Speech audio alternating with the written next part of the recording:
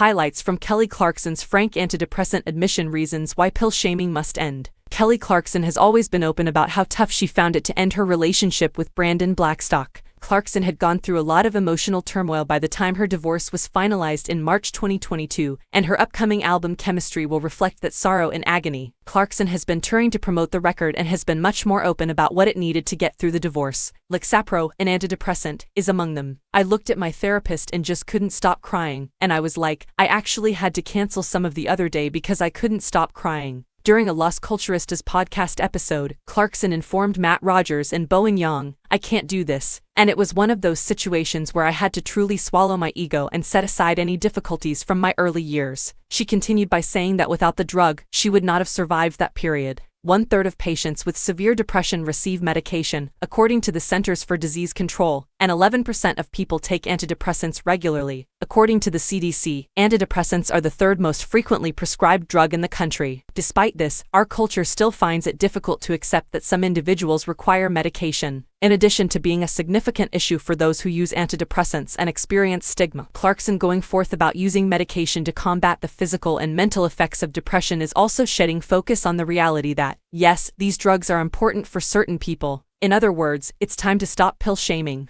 While antidepressants are less beneficial for people with light symptoms of depression, those with chronic, severe, and moderate cases benefit from taking medication, according to a 2020 study published in Informed Health Online. Why does this matter? Antidepressants are effective, and there is a good possibility that they have contributed to the survival of millions of people. Even while this is the case, it does not prevent people from being judged. Particularly celebrities are frequently made into villains due to their mental health. I believe we have finally provided an answer to the SSRI question. Elias Eriksson, a professor of pharmacology at the University of Gothenburg, told The Guardian that his 2019 study, which was published in Lancet Psychiatry, demonstrated that SSRIs are effective. They may not be effective for all patients, but they are for the majority of patients. And it's unfortunate if press reports discourage their use. Although Clarkson took Lexapro for just 2 months, 60% of those who take antidepressants have been doing so for at least 2 years. 14% of people using such medication had been doing so for 10 years or longer, according to the CDC. This is due to the fact that while some forms of depression, like the one that Clarkson experienced, can be cured, other forms of depression must be controlled.